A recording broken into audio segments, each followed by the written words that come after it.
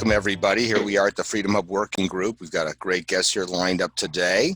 Just so you know, we do record and log all of these. This is not only available as a podcast, but also as a recording itself. And for the visual recordings, you're going to want to go to our site for those, which is bit.ly/,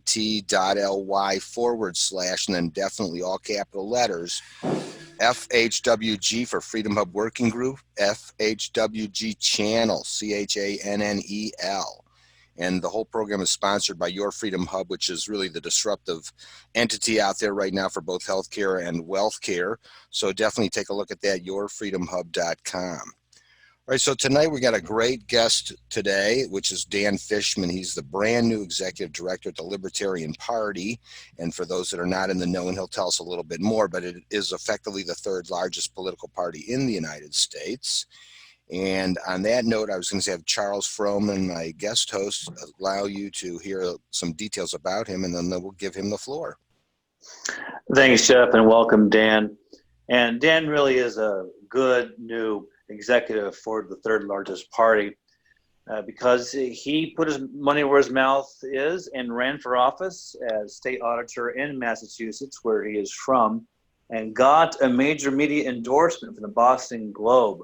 So he has statewide elective experience, so he kind of knows the good and the bad about running as a third party libertarian. And also as a new executive, he has a long background in the commercial space with business processes and technology. So he really knows how to run an organization, and he's got the ideology and some effectiveness results with that major media endorsement. So that's our guest for today, Jeff, and he's going to tell us about why it's important for any libertarian to keep the LP in their back pocket as a strategy that you can't just ignore. People have a love-hate relationship with this whole thing, but it is growing in force every year, and it's time to take it a little bit more seriously, Jeff.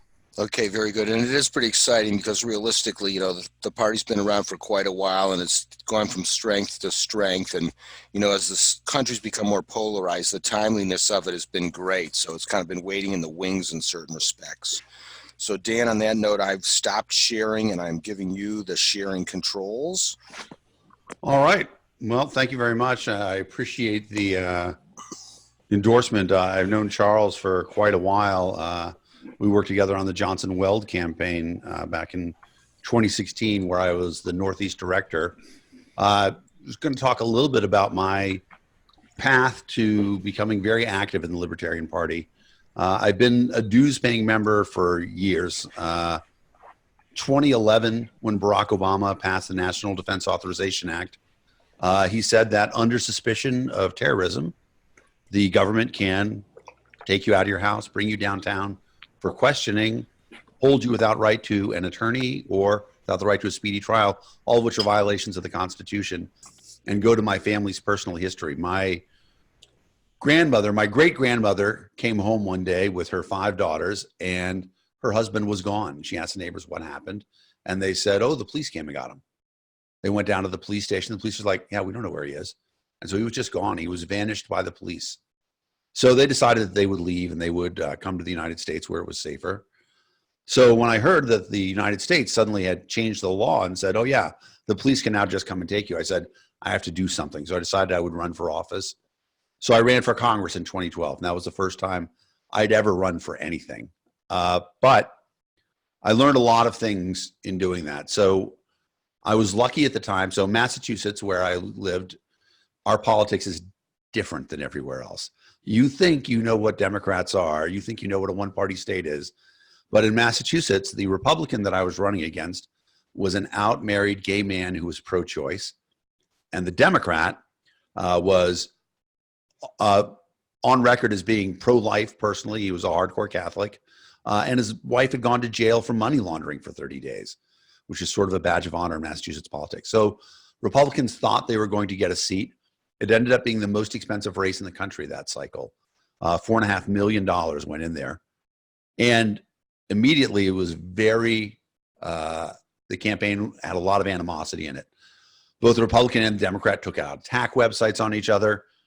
And the first debate that was scheduled was the Democrat John Tierney scheduled it. He scheduled it during the Republican convention.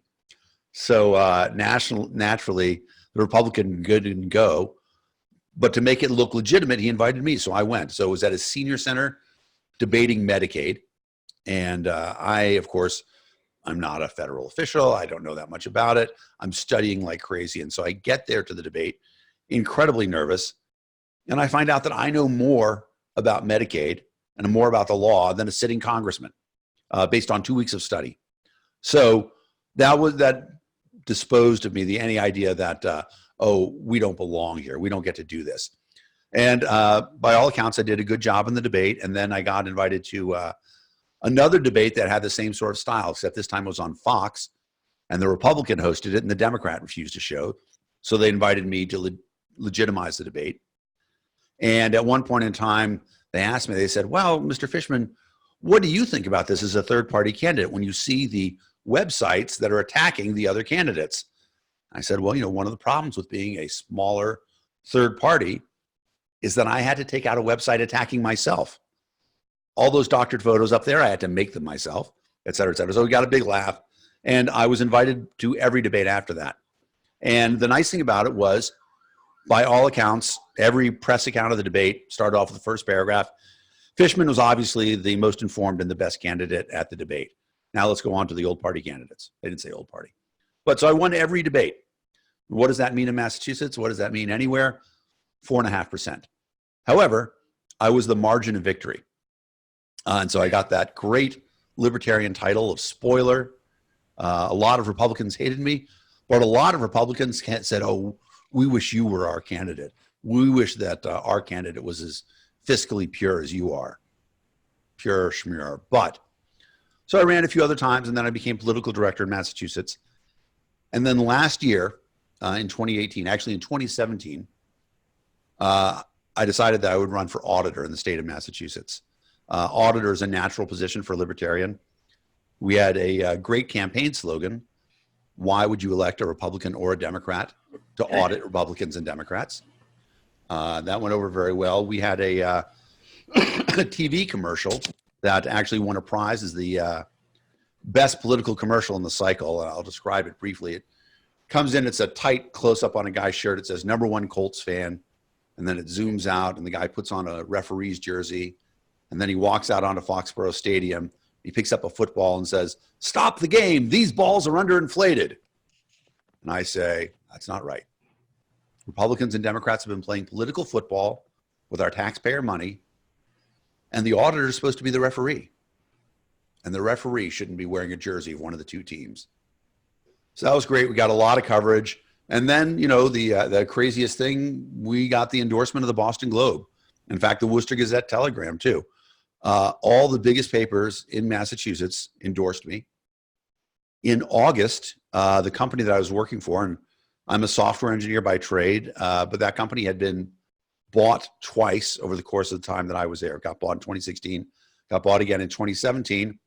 The company that bought us was a pre-IPO company, and they said to me in not so many words, "Dan, you're really old and you make a lot of money. And so we'd like you to stop working here so it'll be better for our IPO." And I said, "Oh, that's great," because I could run full time. And I knew that as a software engineer, I could always go back to work. No, it wasn't a big deal. So in August, I took a severance and I campaigned full time from August all the way through to the end of November. A week before the election, I was speaking to League of Women Voters in Wellesley, Massachusetts, which is Democrats squared. I give them my speech. Why would you elect a Republican or a Democrat to audit Republicans and Democrats? I talk about the scandals the auditors had. Talk about how, as a computer scientist, I'm going to put all the state's financials transactions online real time. And at the end, I see the heads nodding. I can tell that I'm reaching the crowd. And at the end, a woman stands up. She said, "Dan, I like everything that you had to say. I think you'd be an amazing auditor. But the party has told me that if I do not vote blue all the way down the line, that shows weakness in the Democratic Party. And that allows Donald Trump to build the wall. And I cannot have that."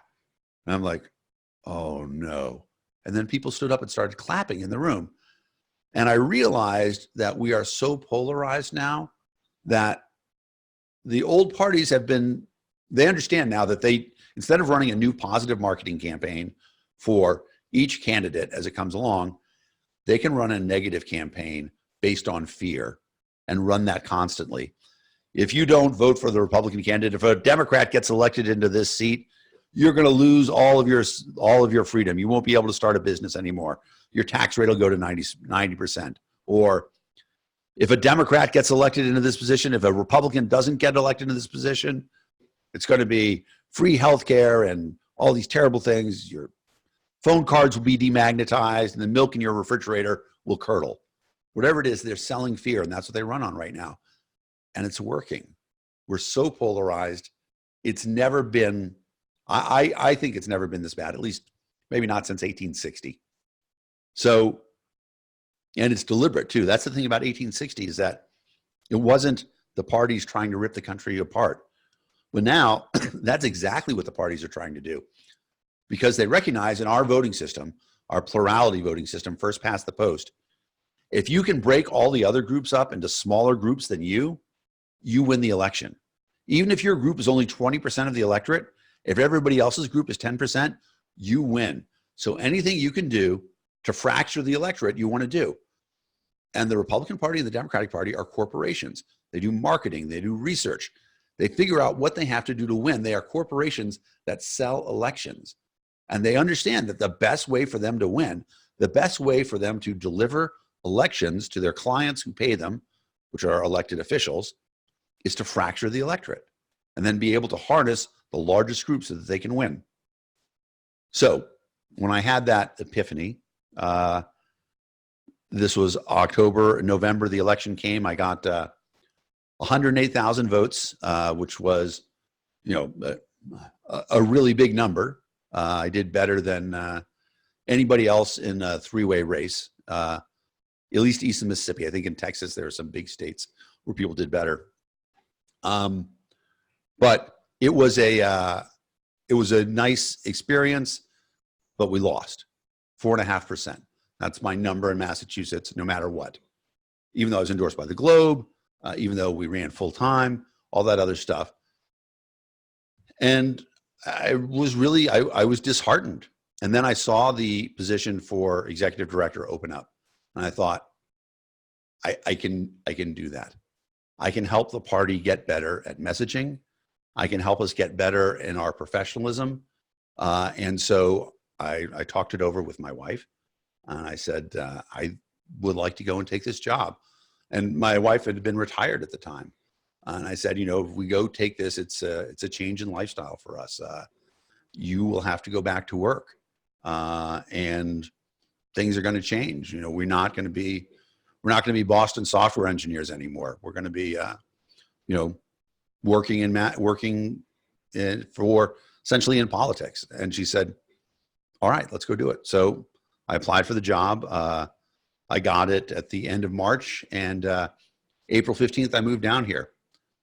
And now being in the office, seeing what we're doing, I couldn't be prouder to be a libertarian. I couldn't be prouder of my peers and the people that I work with. But I think that there's a lot of stuff in terms of process that we can do better. And so I want to show a couple of things that we've been doing recently that I think are making a big difference.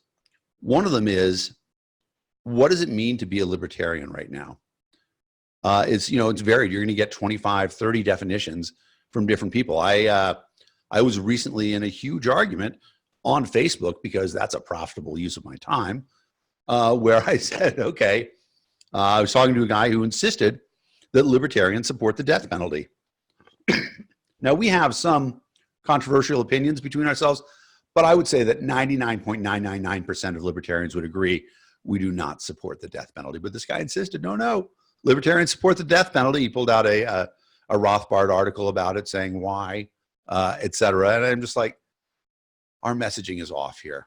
We need to focus on the things that we really believe in and make sure that people understand who we are. And we're working against the fact that the two greatest marketing machines in history, right, the Republican Party and the Democratic Party, and all respect to, Coke and Pepsi and Ford and Chevy, but the Republicans and the Democrats, those guys really understand how people think. And they have been going against each other tooth and nail for a long time. And they have messaging that is designed to make sure that they always win. And they attack each other, and they'll attack anybody who gets in their way. And in fact, the one thing that Republicans and Democrats agree upon the most is that they don't want to see libertarians ever win an election, because they don't want there to be a third part, because it changes all these formulas that they've worked out. So that's what we're trying to do, is we're trying to make it so that we're going to win more elections, that we're going to make it so that our views are getting heard, because we have, in addition to, you know, a great brand, we have intersectionality with every American. Okay, the Democrats have stolen that word, intersectionality, but it doesn't belong to them. Real intersectionality is when you have something in common with somebody, and everybody has an experience where the government has, through overreach, impacted their lives in a negative way. And when we talk about that, that's the thing that unifies us. And rather than in the past, we spent a lot of time focusing on, well, these are the things that you have to agree upon to be a libertarian. You have to agree on guns, and you have to agree on all these other controversial issues. But that's not really true. We have to find the one thing that we do agree upon and say, you know what? I support your liberty. I support your liberty. And it's a simple thing for us to say. And when we do that, we enhance the party, and we get people to say, you know what? I support your liberty too, because that's natural human interaction. If you're nice to somebody else, they're going to be nice to you. If we can find a way to tell people that we support their liberty doing something, they're going to say, well, I should support this person's liberty. And that's what tolerance is.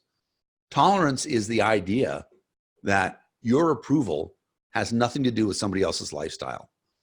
Tolerance is accepting that people can do what they want, regardless of what you think, as long as they're not hurting anybody else. I got a lot of mileage with this in Massachusetts when I would say, so tell me, do you think you're tolerant? I would normally say this to Democrats, because that's mostly what was around, and they were the most fun to troll. And I would say, do you think you're tolerant? They'd say, of course I'm tolerant. I supported same-sex marriage for forever. And I'm like, oh, we know everybody in Massachusetts supports same-sex marriage, so I wouldn't call that tolerant. But do you support a person's right to bear arms? I'm like, well, because that's tolerance, right? I mean, if they're not hurting anybody, oh, no, but they could. I'm like, but they're not hurting anybody. You know, the libertarian arguments along the way. And sometimes some people would start to think about that. You're like, you're right. I have been intolerant. That's how we win. So I'm going to show a couple of graphs along the way. If my screen is sharing, is up now. You guys can tell me if you can see it. Yes? No? Yes. All right. So let me actually start with this PDF. So this is where we've been going for the last 20 years. And those of you who have seen trend lines, this is bad. Our trend line, and something happened in 2000. There was a thing that the National Party did called Project Archimedes, where they spent a tremendous amount of money to get a lot of members. And so membership was high, active donors were high, but we didn't do anything to retain them, and it plummeted. And you can see that actually in the course of 6 years, membership had fallen by 50%. And it kind of came up, but then it sort of flattened out, and then it trended down again. 2016, that's the presidential year, Gary and Bill, they brought in a lot of people. If you were to look at this as a percentage increase in the last 20 years, that's the largest percentage increase we ever had. Then it dropped off, but we sort of stayed flat for 2017 and 2018. But if you scroll down here, and let me see if I can blow this one up a little bit more. So this is active donor in the last 24 months. And you can see that we sort of, run around a little bit. But then if you look at these last 3 months, and so here I come in April, really sort of getting my feet wet. But then we start our plan of trying to recruit more people. And so now let me bring in one more close-up of this. So this is a count of our active members based on chart. And you can see that our trend line since July has been really good.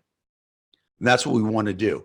And so we are trying to do these things through various forms of success. So I can stop sharing the screen now. And so one of the things we've done is we are encouraging people who are spreading the liberty message to become referrals. If you have a podcast, hint, hint, guys, lp.org/referral. Sign up, and every time that you say, hey, you guys who are listening, you should join the Libertarian Party, if somebody does that, we'll pay you a commission for bringing them to liberty. And so we are growing the party very rapidly now in ways that we haven't. And we have a lot of liberty podcasters. And the liberty movement has been in the past a lot broader than the Libertarian Party. We want to change that. We want the party to bring all the liberty people in. And rather than us saying, oh, the Libertarian Party is just for board gamers, or the Libertarian Party is just for gun nuts, or just for whatever your pet issue might be, we want the Libertarian Party to be diverse. And that means that anybody who's got a liberty-based podcast, they should be recruiting for people to join the Libertarian Party, because we have a representative LNC. People get elected. Our party, when we work together, we elect libertarians. And generally, as much as you disagree with another libertarian, if they were elected to office, you'd be pretty psyched, because they're not going to impact you with any of their opinions, because libertarians don't do that. So as we start to bring the liberty movement together, centered around the Libertarian Party, which is the only political wing of the liberty movement in the country, as we start to bring those people together, we are really starting to grow in strength. And 2020 is going to be a remarkable year for us. In addition to the fact that, the Republicans are running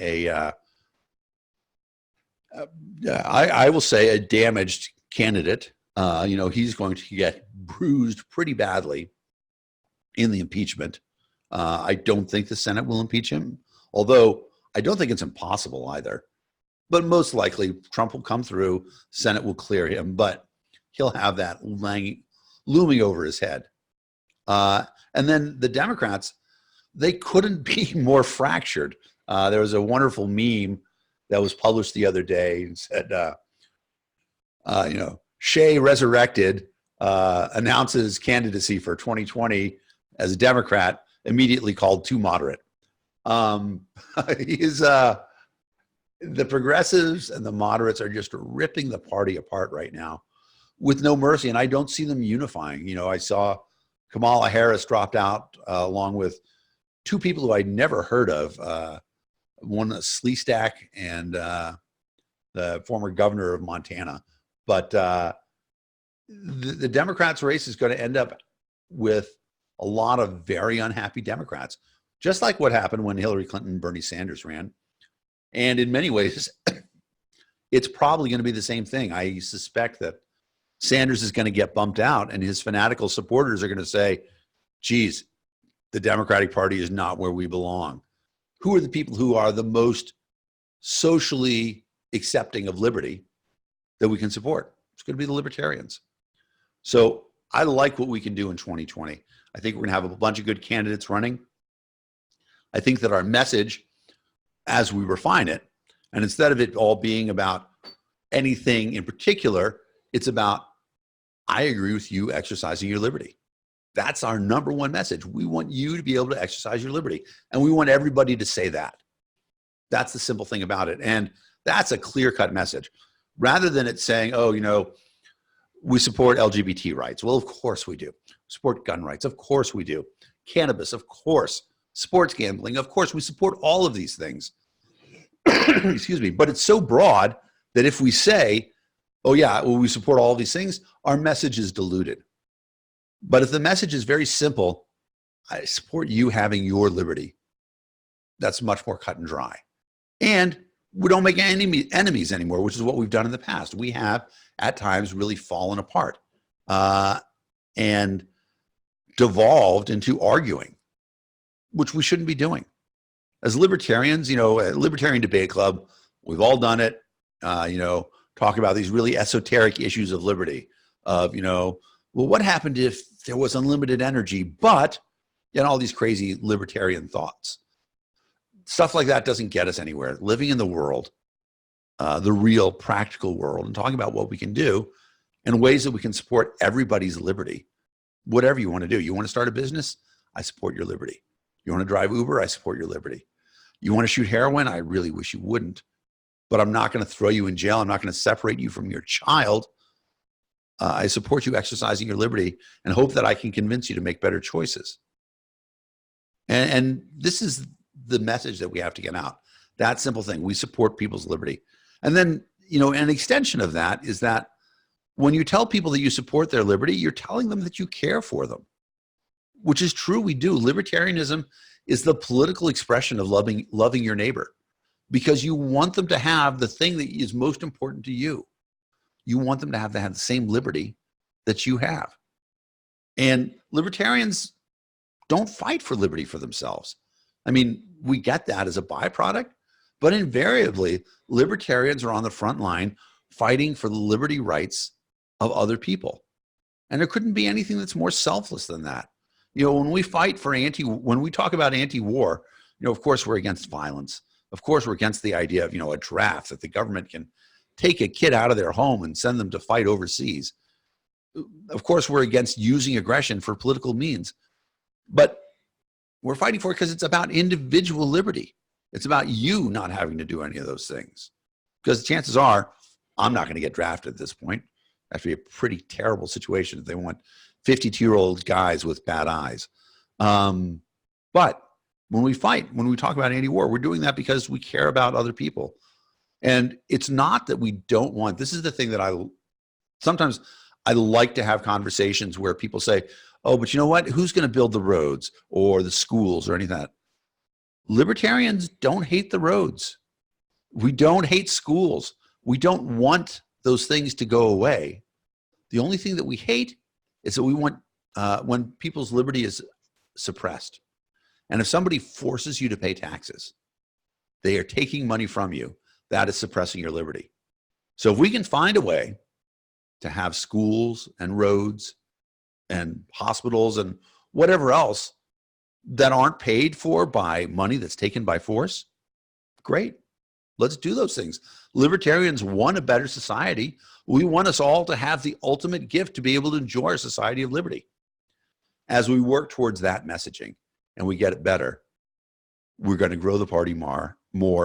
And hopefully this is the year that we really disrupt American politics. And so I feel like I monologued here a little bit. So let me let you guys jump in if there are any questions. Well, Dan, that was quite good, I have to say. It's true, though. And I'm so glad that you mentioned that 1860 election year, because I remember it like it was yesterday. So, but what I've always said, with the libertarians, because it used to almost be a litmus test of the caliber of how smart or up to speed you were. And if you had read the last 50 most important libertarian books, and there was a quiz on Thursday. And I always said, the day that the salespeople show up, the rest of the world better watch out, because this party's going to make some serious stuff happen. And that's gradually what's begun to happen. And although, truthfully, we really all like and appreciate what you said, but I have to tell you, we really love your wife for allowing the two of you to be able to go there and make some good things happen. Because, without her buy-in, you were going to have an uphill battle for sure. So that's fantastic. So we appreciate that. But that's really what it's about. It's the stealthiness of it. It's getting to that simplicity of explaining to your buyer, your consumer, because it is a product, really. Very much so. That way. I mean, it is a philosophy, but to regular people, it's a product. I mean, what have you done for me lately? What's in it for me? How's this going to be good for me? And that's very much one of the things that I think I have brought in that's a little bit of a different way of looking at it, is that having come from industry, I think about what we're doing right now as customer acquisition. And so we have to really be smart about what we're doing. Companies don't succeed if they just throw their product out there and see what's going to happen. We need to know beforehand when we put messaging out there, are we putting out the right messaging right now? Because what we have is awesome. Our product is amazing. And if we can get people to sample liberty, they're going to like it and they're going to stay with us. But we have to make sure that the sales pitch really is good. Your point is exactly right. So we have to acquire the customers. And once we do that, we have to be willing to retain them, do what's involved in that. But understanding that we're acquiring customers and thinking about it from a professional manner rather than from a purely political manner, I think gets us a lot further. Well, sure. Oftentimes it's quite negative, and really it's all about emotion in the end for everybody. As much as you try to be analytical and think you think in that respect, it's really from your heart where you typically think. And the Right. fact that we are really all about caring and not controlling is really the strongest message of all, because both the other parties represent some mentality of controlling Absolutely. both your life and your money and everything else for that matter. And of Yeah. course, as we all know, that is the ultimate fatal conceit. And so if we just realize, look, as long as you're doing what you want to do and you're not bothering anybody else, and lo and behold, other people think what you're doing, like I'll tell everybody, you know, if whatever you do is great until the day people can't or give you money to do it, and that Right. could be prostitution or any kind of crazy thing you think up, you know what? It's not a business anymore. It's time Right. for it to end, and you just move on and do some other different business. So Right. that was really great, Dan. And so yeah, the message is really great. And the timeliness is fantastic. It's really, it almost needed. And I've sadly have already told this because I've done a lot with friends and people overseas for many years because of different outside activities that I've had going on. And lo and behold, in America, we are totally wait until the you know what hits the fan kind of a country until Yep. my family has that problem or the neighbor. Then I don't really pay attention to any of the fact that they're locking everybody and his brother up. You know, I don't care about that. Right. But in those other countries, it's so small and everybody's so integrated with each other. Every other country's situation impinges on ours. Yeah. There's a great So our timing meme is that, great. okay. I was going to say, Go there's a ahead. great meme that I love where it says, a tyrant doesn't ask for power over you. He asks for power over your neighbor. Yeah, ooh, that's an excellent one. All right, well, we've got some hands up of sure, so this is great. All right, David, I see that you've got your hand up. Thanks, Jeff. Dan, from your perspective as executive director, what does the LP and the Libertarian National Committee and paid staff need to do to change the political equation to better leverage free market successes like cash basis healthcare and homeschooling so we can win more elections? I think one of the critical things we do, and so, you know, Jeff, I don't know if you were cueing me there when you mentioned the fatal conceit, but that is my favorite Hayek book. And I talk about that more, and I think that's how we clue people into the real strength of the market. You know, and for those of you who haven't read Hayek's Fatal Conceit, essentially what he says is look at this amazing world that we live in. Those you can see, I have a mandarin orange right here in the heart of winter. That was brought to me by free markets and capitalism. I have a cell phone in my pocket. I have a coffee cup that keeps my coffee warm. Amazing space technology. All these things happened because somebody said, if I can find a way to provide a service to society, society will pay me. And so you have all these people competing to provide services, which is awesome. That's what we want. And in that process, a lot of those people fail. And that's awesome too, because it means that the successful ones are really good because they had to come out through this, this cauldron of competition.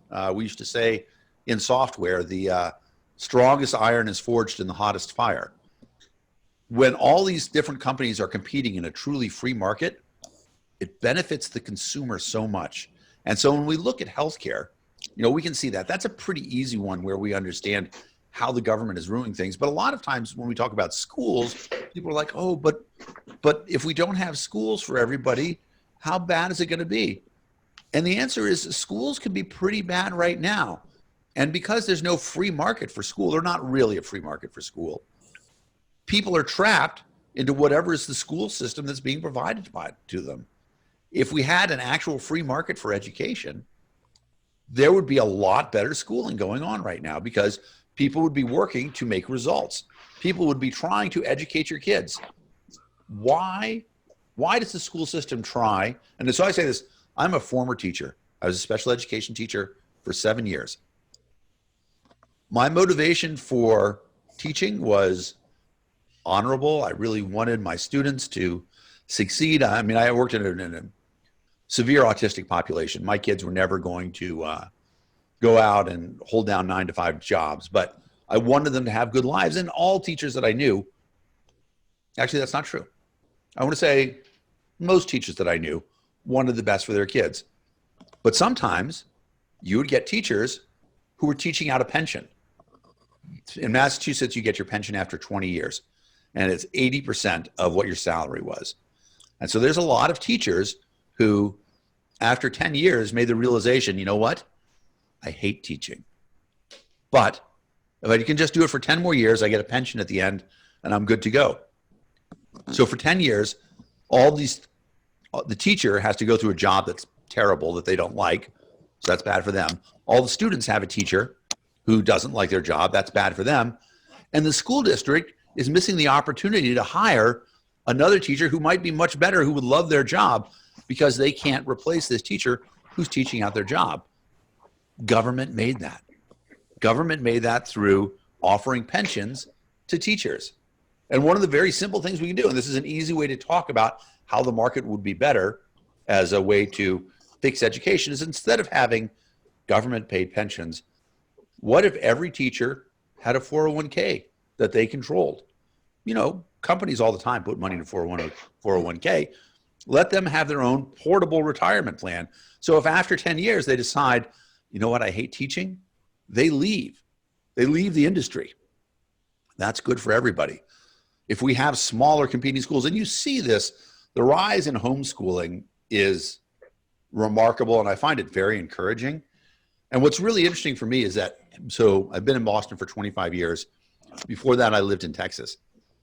Homeschooling in Texas is very different from homeschooling in Massachusetts, but it's awesome. Viva la différence. That's what we want. We want these different competing models. Homeschooling in Massachusetts is very, it's cooperative. You see large groups of parents coming together and essentially forming a school, and different people teach different classes at different times. But, you know, they take advantage of all the natural resources and they do what they're doing. Homeschooling in Texas, when I was there, and granted this is 25 years ago, it was a lot more family-based. It wasn't as much cooperative learning, but that's what they wanted to do, and that's great. Allowing homeschooling to rise, private schools to rise, competition in the market, that's going to be good for education. There's nothing that we can point to that we can't say, every time there's competition, it gets better. Every time the market is truly free, it gets better. So all we have to do, or all the LP and all the LNC and all the candidates have to do, is make sure that we're always talking about how the markets always produce what's best for everybody. You know, we talk about what exists right now in the United States.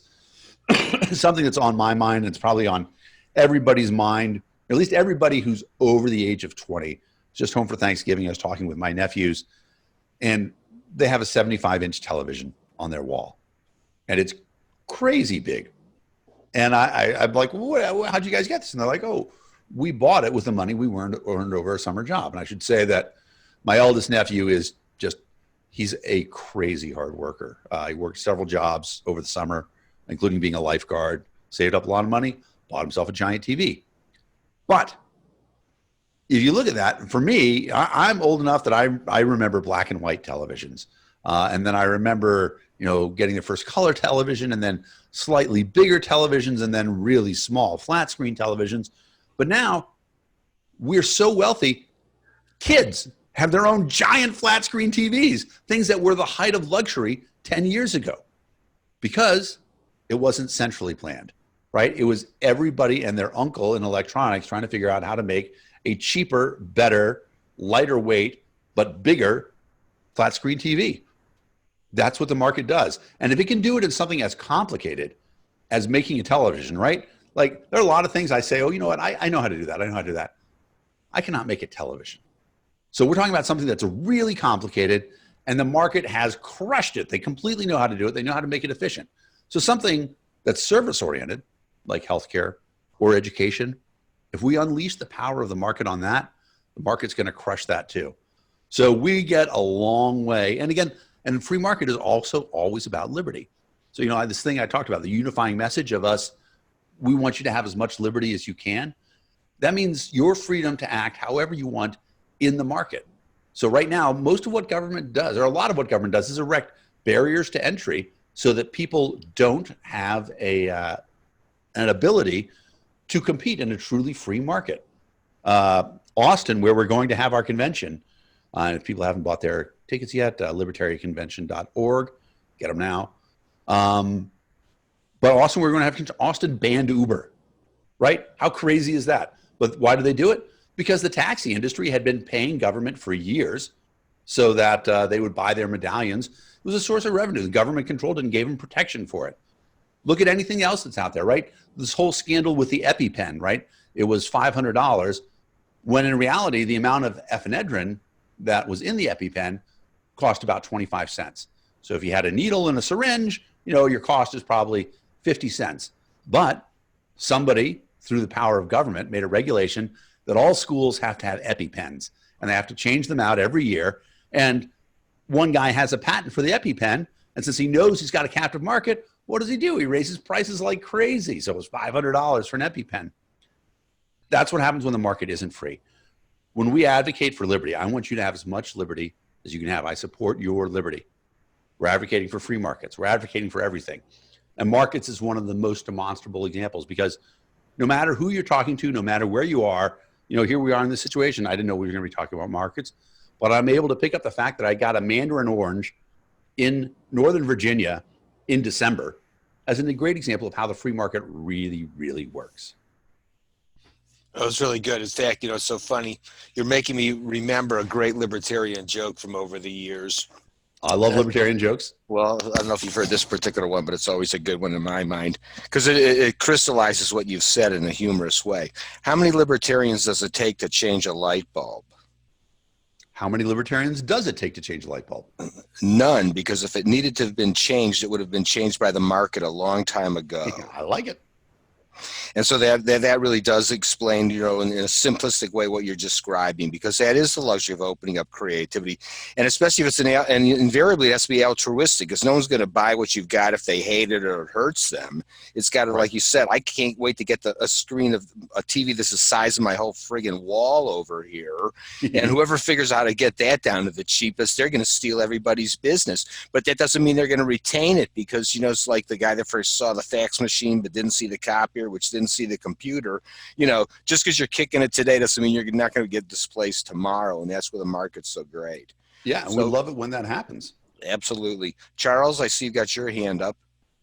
Thanks, Jeff, and fantastic presentation, Dan. I like that marketing pitch of how to get more audience supporting liberty. Reminds me of Leonard Reed's statement from the 60s, anything that's peaceful. But I think yours is a bit more direct. You have to use words that mean something to people. So a Republican who's libertarian might say, yeah, I want to support the LP, but like here in Virginia, Freitas is running. He's a big libertarian as a Republican. You know, and the Democrat takeover of Virginia does threaten some bad laws and to our rights. So do you say, go ahead and vote Republican when there's a libertarian running, like a Rand Paul, but vote LP elsewhere when the Republican isn't very libertarian? Or how do you address that thing? I definitely think that people should vote their conscience. And there's a lot of times where you can be presented with a situation where you don't like any of the candidates who are on there. So I can tell you that in the past in Massachusetts, I voted for candidates who were in favor of legalizing cannabis, even though they were Democrats, and I didn't agree with a lot of the other things they were doing. You know, it helped that the Republican who was running against them was social conservative who wanted to repeal marriage equality in Massachusetts. So it was pretty easy to not vote for that guy. But you got to make a choice. In an ideal world, we're running libertarian candidates everywhere, but Libertopia hasn't happened yet. So I say choose what you want, but never, ever should a libertarian hesitate to run in any race, because you're not weakening a Republican in that process. So, you know, my race, Massachusetts 6, you can look it up. It was a big deal, went national news. Rush Limbaugh called me out. Glenn Beck called me out, complained about the spoiler Dan Fishman who cost the Republican the election. But I can tell you that guy, every time that we talked when we were in a debate, after I said something, he would say, you know what Dan said is right. Because I was arguing on the basic principles of liberty and markets. And he didn't talk that way. He was a Massachusetts Republican. This is a guy who, he was running as a Republican, but in Massachusetts, so many libertarians will remember my good friend, Carla Howell, inspirational candidate. Carla got a bill proposed in Massachusetts, and in Massachusetts, we can set law through public election.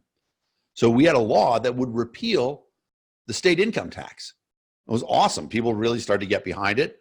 And my Republican opponent, who at the time was the minority leader in the Senate, said, well, if the people pass that law, we're just going to ignore it. We're not going to honor it. I'm like, what?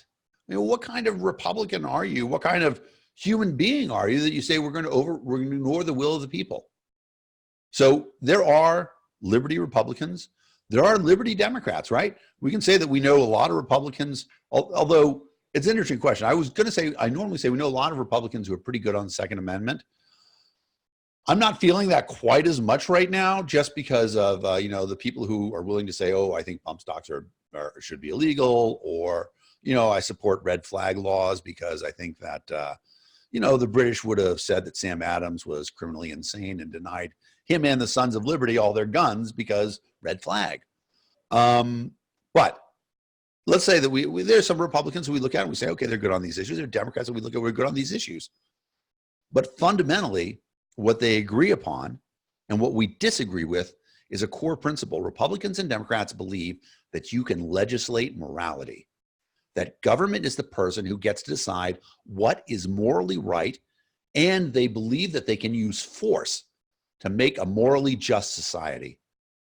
And we can never agree with that. I don't care who the Liberty Republican is, somewhere along the line, if they're willing to stomach all that stuff and be a Liberty Republican, or who the Liberty Democrat is, and they're willing to stomach all that other stuff and be a Liberty Democrat, there's still the fundamental issue of, do they support using force to correct society? And that's where we as libertarians differentiate ourselves. So there may be times that there are candidates that you have to vote for because, I don't want to say lesser of two evils, but you recognize the fact that there's not a libertarian running at this point in time. There's not somebody who is going to be able to stand up, because we don't have the capacity to run everywhere yet. But hopefully when that happens, that'll chap your hide and you'll be the libertarian who's running next time, because that makes a big difference. When we start doing that, when we start getting inspired, when we start to believe that we make a difference just by running. So I got a quick little story here. So I ran for city council in Beverly, Massachusetts. This is right after I ran for Congress. I wasn't planning on running for it, but Beverly only had 16 liquor licenses in the whole town, 40,000 people. There's a small private school in Beverly called Endicott. Some kids from Endicott came into town with really good fake IDs, bought booze, went back, trashed up the campus. The school police found the liquor bottles. They found the receipt. President of Endicott College complained to Beverly, said, gee, you're a trashy town. You have no good liquor laws. My kids came in there and were able to buy booze. So Beverly passed a law that said you cannot buy alcohol in Beverly without either a Massachusetts driver's license or a U.S. passport. And that's it. It's crazy, right? Law of unintended consequences. The next week, 4 weddings canceled in Beverly, because why would you have a wedding when your out-of-town friends aren't going to be able to drink while you're there? But the thing that got me involved in is a friend of mine who owned a restaurant called me up and said, Dan, I just had to turn away a soldier in uniform with his military ID and his Virginia driver's license because the law says I have to use Massachusetts or passport only. Can you help me? We can't complain, because if we complain, we're going to lose our liquor licenses, and there are only so many in the city. So I ran for city council on that one issue, and I talked about it all the time. I was never going to win a city council race. City council is about, did your kids play with my kids? Were you at the PTA bake sale? Did you coach soccer, etc.? We did none of those things. I had a really bad geographical break too. I lived right on the edge. But just in running for office and every public event I went to, I talked about this crazy liquor law. And when I spoke about it, it started to get picked up in the papers. Like, oh, and people didn't even know the reality because it didn't convince most people. Start to get picked up in the papers. People start talking about it. Other candidates start talking about, oh, you know what Fishman's saying is right. That liquor law really is wrong. We shouldn't be hurting Beverly businesses, etc. Before the election, they changed the law back. So sometimes just by running, you amplify your voice so much that you can have a greater impact than just being a citizen on the sideline. So I would say, yes, sometimes there are Liberty Republicans that you will vote for because there's not a better candidate. But when that happens, think about what's going to be involved in you making sure that there is a Libertarian candidate the next time around. And that's a critical thing.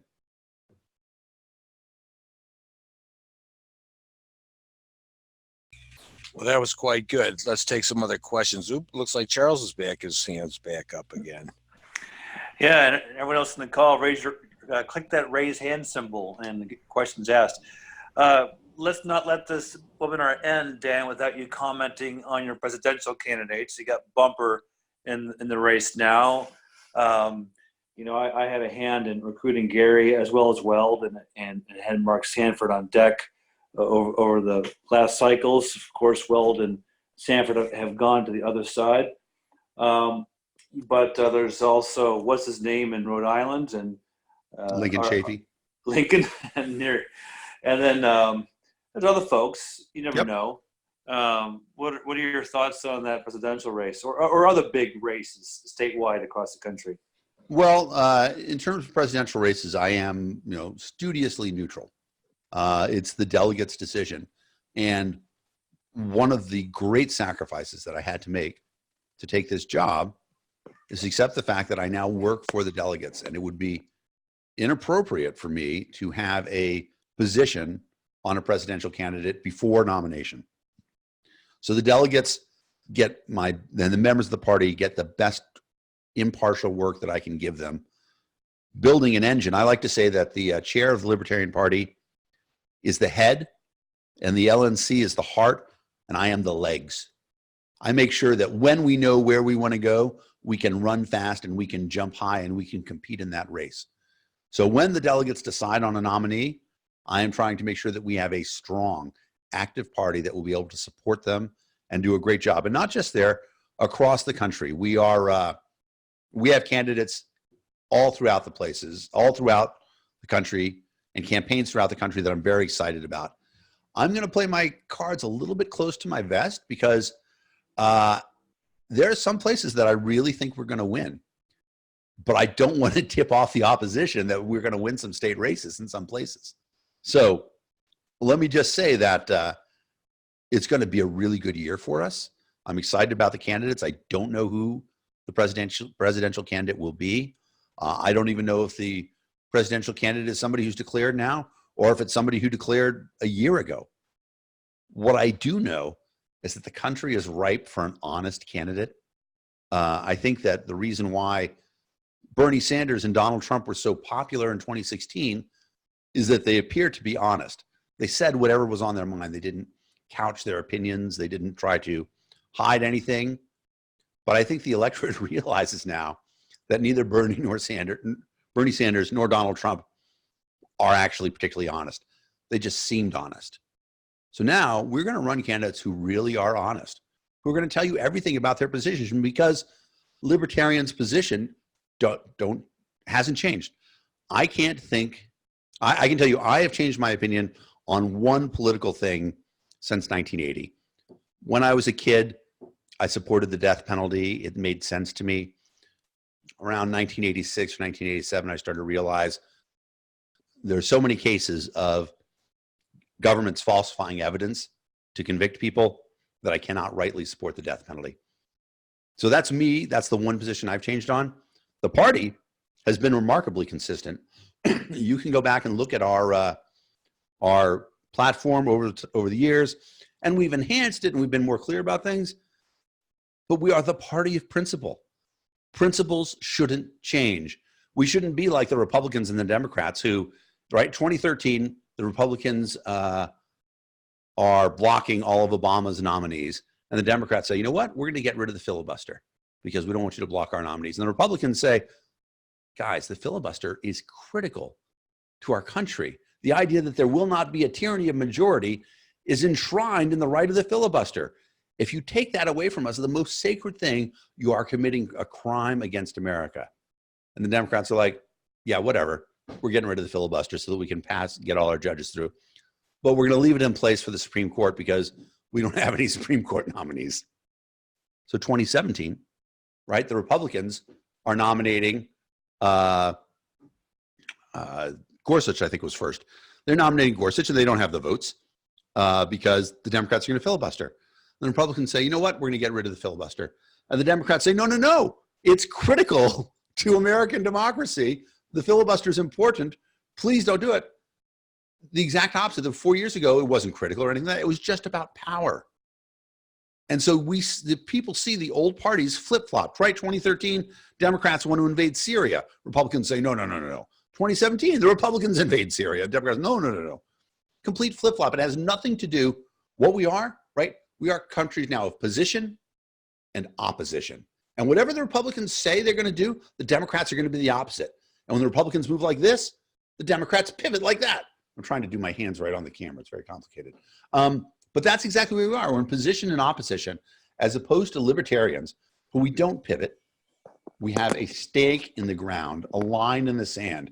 These are your personal liberties, and we will not violate them. And that's something that I think is appealing across the board.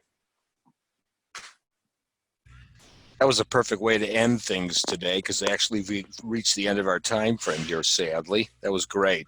But it will be exciting to see what does happen. And it's time for somebody that really is staking out the reality of the world and is trying to be frank and honest and be truthful. Because, you know, what I've seen is the large difference is that, you know, outside of Trump, for the most part, the bulk of the people running in those other parties are doing it as a career. The bulk of the people I've ever seen in the Libertarian Party come from private business and just kind of get miffed in the end like you did and say, this is ridiculous, I'm going to run for office. And then they suddenly catch the bug, and, you know, because they are able to move the, like you said, move the needle just by running alone, I've made things happen. Well, heck, if that's all it took, I can run again and so on.